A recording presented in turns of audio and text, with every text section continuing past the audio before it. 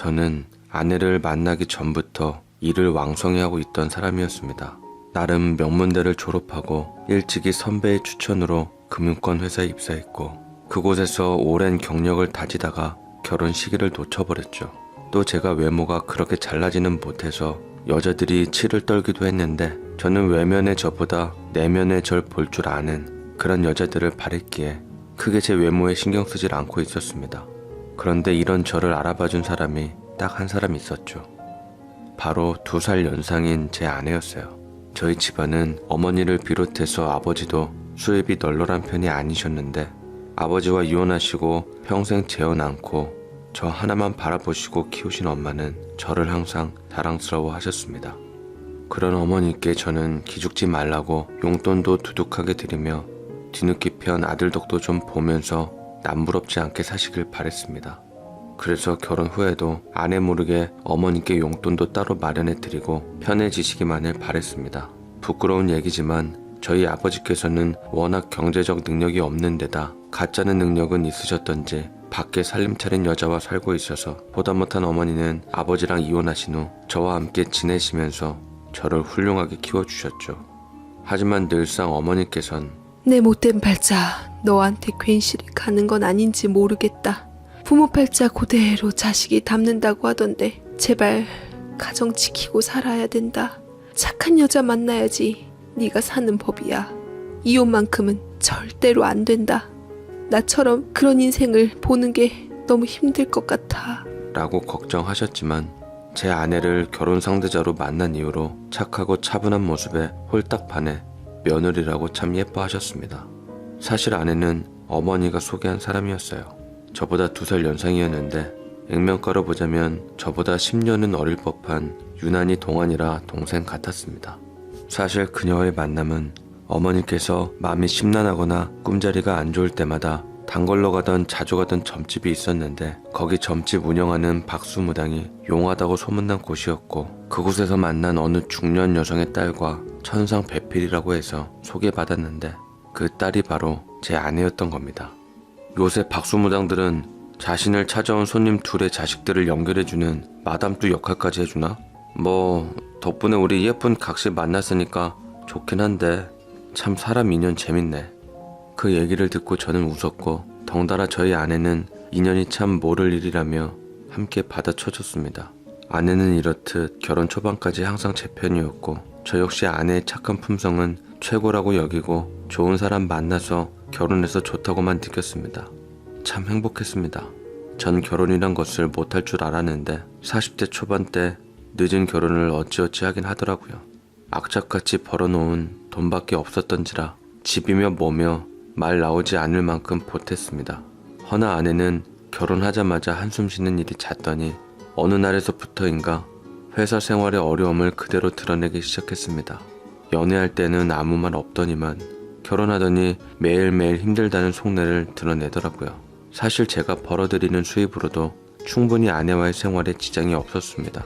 직장을 다니고 있는 아내가 당장 일을 그만두고 집에서 논다고 한들 충분히 먹고 살 만큼 돈이 있었고 아내에게 너무 힘들면 관두라고 좋게도 말했습니다. 여보, 직장 다니는 거 힘들면 일 그만두고 집에서 쉬어. 나 당신 벌어먹일 능력 있고 여유가 좀 있으니까 무리하지 말고 라고 말을 했던 적이 있었는데 아내는 멋쩍게 웃으며 고개를 저었습니다. 말만으로라도 고마워 자기. 아무리 그래도 오래 다닌 직장을 관두긴 좀 그렇지. 나중에 다니던 회사 잘못되면 사업할까 구상 중이었는데 만약 그때라도 여유되면 투자나 좀 해주던지 라고 지나가는 말로 본심을 밝혔는데 순간 생각지도 못한 아내의 말에 평소 아내가 이런 생각을 갖고 있는 줄 처음 알게 되었습니다. 그래도 뭐 그때까지만 해도 저희 부부의 삶은 전혀 문제될 것이 없었습니다. 제가 늦게 퇴근하는 날이면 아내가 좀 더 집안일을 해주었고 대신 제가 주말에는 아내가 좋아하는 요리를 잔뜩 차려주거나 아내가 좋아하는 취미를 같이 즐기기도 했습니다. 뭐라 해야 할까요? 균형이 잘 맞았던 그런 관계였습니다. 그러나 이런 저희 사이에도 문제가 하나 있었습니다. 바로 상당히 옛날 사고방식을 가지고 계신 장모님 때문이었죠. 장모님은 저희 집에서 멀지 않은 곳에 살고 계셨는데 외동딸의 홀어머니셨습니다. 첫 만남 때부터 속된 말로 요새는 딸이 최고라며 딸 사랑이 끔찍하시고 요즘 말로 지나치게 참견하고 꼰대 같은 분이셔서 저희 집에서도 걱정을 많이 했습니다. 아니, 늦은 장가 들었으면 와이프를 위해서 집안일하는 사람 정도는 고용할 수 있는 능력 돼야지. 우리 딸 손에 물 한 방울 안 묻히고 내가 키웠는데 왜 시집 와서 이런 허튼 고생을 해야 하나? 우리 딸이 돈을 안 버는 것도 아니고 자네 집에 팥을 보러 온 것도 아니지 않아? 요새 시대가 어떤 시대인데. 정작 주방에서는 제가 일하고 있었고 거실에선 아내와 TV를 보며 깔깔거리곤 집안 어지르는 일에 가담하시고 계셨습니다. 눈치 보던 아내가 절 도우려 일어나려 하면 남자가 저 정도는 해야 한다며 소리를 빽 지른 채 주방에 있는 저를 향해 마치 식당에 와서 음식 주문하는 사람처럼 구시다가 영 내키지 않으셨는지 가방에서 주섬주섬 충격적인 것을 꺼내기 시작했습니다. 바로 부적이 붙은 홈 카메라였죠. 황당하게도 카메라를 다시는 게 아니겠습니까?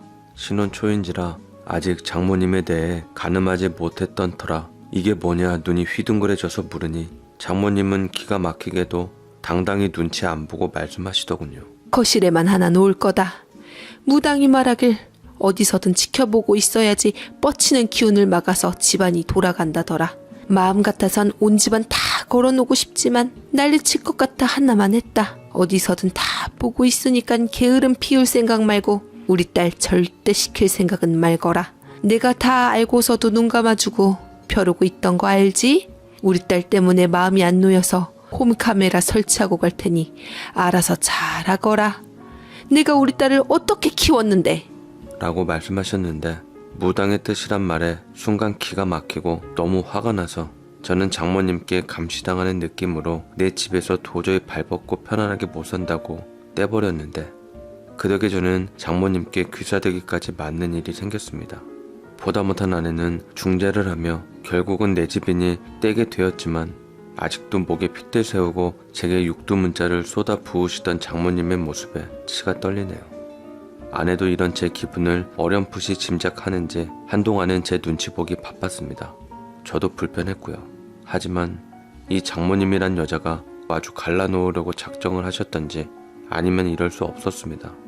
그 후에도 장모님은 반성은커녕 저를 압박하고 잔소리하는 게 어찌나 심했는지 특히나 제일 싫었던 건 무당을 맹신해서 툭하면 부적을 갖고 와서는 집안 곳곳에 붙였고 모든 행동은 무당을 통해서 돌아갔습니다.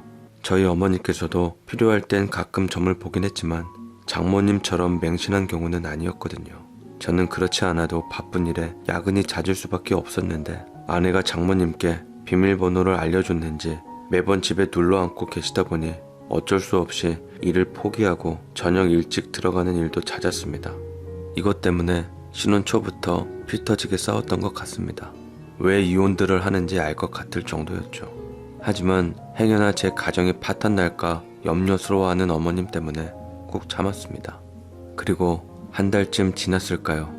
제 삶에 묘한 변화가 나타나기 시작했습니다. 그 시작은 바로 저희 어머니셨죠. 저희 어머니는 평소에 무척 검소하신 편이었는데 사실 어릴 적부터 저희 집안 형편이 좋지 않다 보니 어쩌면 당연한 습관일 수도 있겠지만 어머니는 정말 돈 보기를 금같이 하셔서 근검절약이 몸에 배어 있으신 분이셨죠. 그런데 그런 어머니에게서 오랜만에 연락이 왔었는데 대뜸 하시는 말씀이 돈을 빌려달라는 말씀이셨습니다. 어머니는 우물쭈물 하시면서 자그마치 500만 원이나 부르더군요. 처음에는 사실 많이 의아했습니다.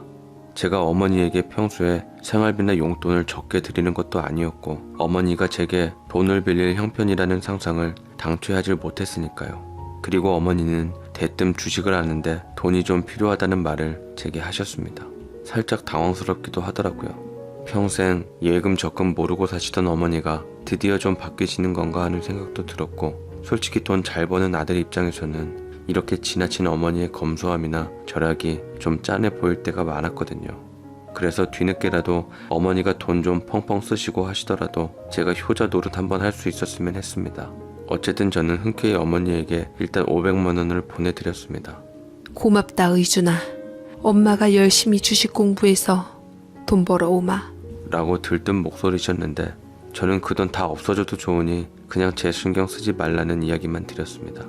그리고 저는 이때까지만 해도 이런 어머니의 상황과 장모님의 악독함이 지독하게 연결되어 있을 줄은 감히 꿈에도 상상하지 못했습니다. 그리고 한 일주일쯤 지났을까요? 문득 어머니가 주식은 잘하고 계신지 궁금해서 안부 전화를 드렸었는데 어머니 목소리가 어디 불편하신 것처럼 어둡게 들렸지만 머리가 아프시다는 어머니 컨디션을 뒤로하고 제가 주식은 어떻게 돼가고 있냐고 여쭤봤더니 어머니가 어째서인지 주식 이야기를 피하시면서 저와 대화하는 걸 좀 불편해 하시더라고요. 그런데 얼마 지나지 않아 어머니에게 또다시 연락이 왔습니다. 주식이 잘못됐다면서 물타기를 해야 한다며 돈을 더 빌려줄 수 없느냐고 말이죠. 사실 제가 일하고 돈을 버는 분야가 금융이고 주식이다 보니 직접 어머니를 찾아뵙고 도대체 어떤 종목을 건드리고 있는지 따져 물을 수도 있었습니다. 그렇게 좀 더 좋은 방향으로 어머니의 투자를 권유할 수도 있었죠. 그러나 아쉽게도 이때의 저는 대형 투자 기획을 준비하고 있어서 무척 바빠 어머니의 말을 끊어버렸고 저의 실수가 앞으로 저희 집안과 저희 아내의 관계에 큰 불행과 파멸을 가져올 줄은 감히 알지 못했었습니다. 제가 알고 있는 아내의 직장 그리고 부서는 야근이 잦은 곳이 아니었습니다. 그래서 아내는 줄곧 6시나 7시쯤 집에 들어왔었고 아주 가끔 회식이 있는 날이면 10시쯤 들어오는 경우가 있었습니다. 그런데 그런 아내의 퇴근이 너무나 노골적으로 늦어졌습니다. 거기다 아내는 언젠가부터 집에서 저녁을 먹지 않았습니다. 제가 물어보니 아내가 회식을 하고 온 것도 아니었고 따로 저녁을 먹고 온 것도 아닌데 속이 안 좋다 혹은 별로 입맛이 없다 등등 좀 불편한 이유를 대면서 저녁 식사를 피하곤 했었습니다. 이런 아내와 처음 마주했을 때에는 그냥 회사에서 피곤한 일이 좀 많아서 그런가 보다 그렇게 생각했어요. 그런데 뭔가 등골이 쎄하고 오싹한 기분이 들면서 촉이라고 해야 하나요? 뭔가 잘못되고 있는 것 같은 그런 직감이 들더라고요. 이때는 그냥 이런 아내에게 아무 말 하지 않고 쳐다만 보고 있었지만 이 또한 추후 제가 후회하는 일 중에 하나가 되었습니다. 얼마 지나지 않아 생각지도 못한 점입가경의 일이 터지고야 말았죠. 아내도 저녁 식사를 잘 안 하겠다. 제가 일을 조금 일찍 마친 날이 있어서 업무 미팅도 어머니 집 근처에서 끝이 난지라 어머니가 좋아하시는 만두와 갈비찜을 사서 한번 어머니 집에 들린 적이 있었습니다. 그런데 집에는 어머니만 계신 것이 아니더군요. 바로 장모님도 함께 있으셨죠. 이때 장모님과 저는 서로 보며 당황한 기색이 역력했습니다. 장모님은 제 얼굴을 보자마자 화들짝 놀라시고 안색이 파리해지시더군요. 하며 아내 저녁밥 안 챙기고 어머니 댁에 와서 그런지 눈이 뾰족해졌고 저 역시 심상치 않게 머릿속을 재빠르게 굴려보았습니다. 아무리 생각해봐도 평소에 어머니와 장모님께서 잦은 교류를 하시던 관계가 아니었으니까요. 그런데 더 당황한 태도를 보인 것은 바로 우리 어머니셨습니다. 장모님은 제 얼굴을 보자마자 이를 갈며 자리를 정리하고 급한 인사를 건넨 뒤 밖으로 나가시더라고요. 뒤에는 어느 젊은 키 크고 덩치 좋은 남자가 제게 눈인사를 하며 얼떨결에 따라 나갔습니다. 가는 사람 붙잡지 않은 채 제가 거실에 홀로 계신 어머니에게 어쩐 일로 장모님께서 여기에 오셨는지 여쭙지만 어머니가 뭔가 숨기는 게 단단히 있는 것처럼 말을 자꾸만 빙빙 돌리시는 겁니다. 어머니가 별로 얘기를 하고 싶어 하시는 분이 아닌 것 같아서 제가 주식 얘기로 화제를 돌렸습니다. 그런데 제가 적어도 어머니에게 빌려드린 돈이 얼추 1,000만 원이 넘었고 보통 그 정도면 어머니도 주식에 대해 기본적인 상식 정도는 알고 계셔야 하는데 제가 주식 얘기를 물어볼 때마다 어머니는 아예 주식에 무지하신 듯 보였습니다. 일단 주식 장 마감 시간도 잘 모르고 계신 듯 했고요. 제가 무슨 종목을 사셨냐고 여쭈어봐도 돌아오는 대답이 너무 부실하게 짝이 없었습니다. 그래서 제가 어머니가 뭔가 숨기는 게 있다 싶어서 솔직히 얘기를 해달라고 말씀을 드렸죠. 어머니는 망설였던지 몇 번이나 얘기하려다 조심스럽게 말문을 텄습니다. 저기 그게 사실은 의준아, 사실은 네 장모님이 돈 좀 융통해달라고 하도 사정을 해서 그냥 너한테는 주식 핑계대고 네 장모님께 도움 좀 드렸다. 돌아오는 대답은 가히 충격적이었죠. 바로 제가 어머니에게 빌려드린 돈이 주식하는 데에 쓰인 것이 아니라 장모님 빌려드렸다는 데 들어갔다는 것이었습니다. 당황스러운 것을 넘어서 어머니가 저에게 거짓말을 했다는 것에 너무나도 속상하고 서운해서 도대체 왜 그랬냐고 물었더니 자세한 건 말 못하시고 어른들 사정이 있는 것이니까 너무 깊게 알려고 하지 말라며 애취급하더라고요. 정말이지 미쳐버릴 것 같았습니다. 들어간 돈이 한두 푼도 아니고 하필 저에게 그렇게 잔소리를 하시는 장모님께 그 돈이 들어가 버렸으니 제 속이 어찌나 답답했겠습니까? 그런데 이런 상황에서 오히려 어머니는 저에게 이 사실을 절대로 아내에게 티를 내거나 장모님 알지 못하게끔 하려면서 제 입을 단속을 시키려고 하시더라고요. 심지어 지금 어머니와 처가댁 사이에서 벌어지는 일에 대해 제가 알려달라고 사정을 해도 어머니는 알려줄 기미가 안 보였습니다. 그렇게 저는 아무런 소득도 얻지 못하고 오히려 마음 깊숙이 답답함만 그득한 채로 다시 집에 돌아가야만 했습니다. 심란한 맘에 아내의 위로라도 받으면 나아질까 싶어 집에 돌아가니 아내가 뜬금없이 어디 여행이라도 가려는 것처럼 바리바리 짐을 챙기고 있더라고요. 저에게 일절 알린 것도 없이 이렇게 갑자기 어디 가려는 듯한 아내가 몹시나 이상해서 도대체 어디 떠나냐고 물어봤더니 무심하게 툭 던지더라고요. 간만에 대학 동창들과 여행좀 가려고. 친구들 연락이 급하게 와서 내가 빠질 수 없겠더라고. 요새 회사 일도 영 안 풀리고 며칠 연차 좀 냈으니 나 잠깐 좀 갔다 올게. 집 잘 지키고 있어? 순간 욱하는 마음에 저는 어머니와 장모님 얘기를 꺼냈지만 아내는 크게 놀라지도 않고 아랑곳 아는 채 그게 뭐 어떠냐는 식으로 나오더라고요. 감정이 격해지자 자연스럽게 부부싸움으로 번졌고 아내는 화가 난 얼굴로 그대로 짐 싼 캐리어를 들고 나가버렸습니다. 아직 신혼초라 삐그덕 될 수도 있는 건 예상했건만 연애 때만 해도 이런 막무가내인 모습은 보이지 않았던 아내는 장모님의 홈카메라를 제가 설치 못하게 하고 부신 이후부터 저를 곱게 보기 시작하며 점차 멀어지고 있었습니다. 이럴 바에는 우리 둘 부부에게 시간이 필요한 상황이었고 차라리 아내 여행 잠깐 보내고 홀로 주말에 집에서 쉬면서 생각 정리나 좀 하려고 했었죠. 그렇게 아내를 보내고 나서 주말에 오랜만에 늦잠도 자고 홀로 맥주도 마시고 집에서 쉬고 있었는데 정말 예상치 못하게 장모님에게 연락이 왔습니다. 혹시 집에 있으면 잠깐 얼굴 보고 이야기 좀 할 수 없겠느냐고 말입니다.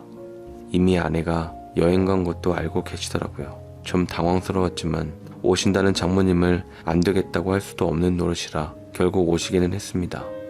장모님 두 손 가득 제가 좋아하는 음식과 백화점에서 사오신 듯한 옷들도 잔뜩 가져오셨더라고요. 백화점에서 자네 것 좀 몇 벌 사왔네.